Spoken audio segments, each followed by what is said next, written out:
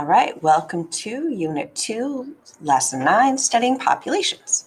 So our goal here is to describe methods for determining population size and identify factors that affect population changes. So remember, a population is all of the organisms of the same species in a specific area. So to start, there's two questions you want to think about. What are some things you think may cause a population to change in size?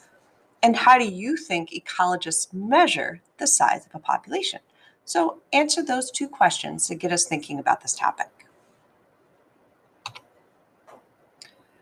Our task is to study a population of zebras in northern Kenya. So our species is zebra, our location is northern Kenya. And our first question is, how has the population of zebras changed over time? Is the current population the same or different from the population that existed 25 years ago, 50 years ago, or even over the last 100 years? To answer this, we must first determine how many zebras are in our current population. So the method of counting all the members of a population is called direct observation. In indirect observation, a scientist may look at the signs of an organism to determine population size. For example, if a harem of zebras consists of a single stallion, that's the male zebra, and 4 to 5 mares, and you know the number of males in the herd to be 20, you can estimate the population size to be anywhere from 100 to 120 zebras. When taking a sample of a population, count the number of organisms in a small area and then multiply to find the number of organisms in a larger area. For example, if there are 5 zebras in a 10 by 10 or 100 square foot section of the plains, and the entire area is 100 times 100, so 10,000 square feet, you can estimate that there are approximately 500 zebras in the population. In mark and recapture studies, scientists capture a sample of the population, tag, and release them. At a later time, they capture a sample of the population again and count how many are tagged before and how many are new individuals. The new animals are tagged and released along with their previously tagged pals. The process may be repeated to provide enough data to estimate the population size. So you catch, say, as many as you can catch in a certain period of time, you tag them and release them. When you catch them again, you're paying attention to how many are new animals that you haven't tagged before. And this allows you to estimate how big the sample size really is. Populations often change in size when new individuals join the population or when individuals leave the population. The birth rate of a population is the number of organisms born over a specific time. The herd produced 3 foals in 1 year, so their birth rate is 3 young per year. The death rate of a population is the number of organisms that die over a specific time. This herd lost 2 individuals this year to predation and 1 to illness, so their death rate is 3 zebras per year. So did the population size change this past year?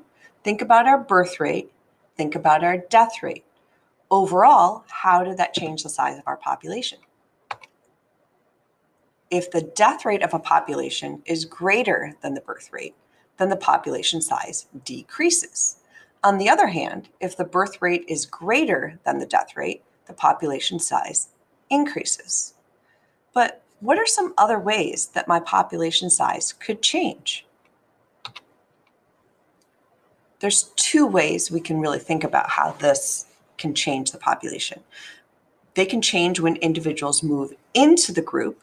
So this is called immigration, when organisms move into a population. They can change when individuals move out of the group. This is called emigration, so when animals move out of a population. Let's see how our zebra population has changed over the last few months. So if we look at our beginning population of 7 individuals, In February, we had our babies born. So we had 3, our birth rate was 3 per year, right?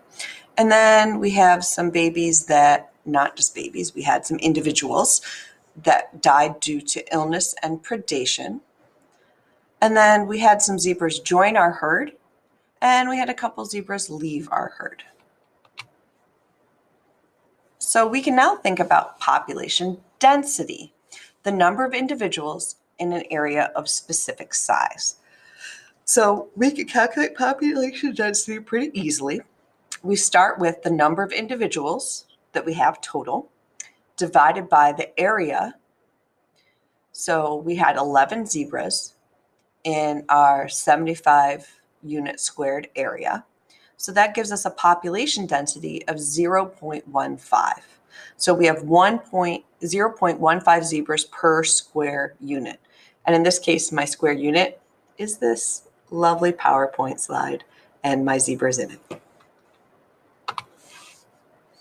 Limiting factors. So these are environmental conditions or resources that limit the size of the population of organisms.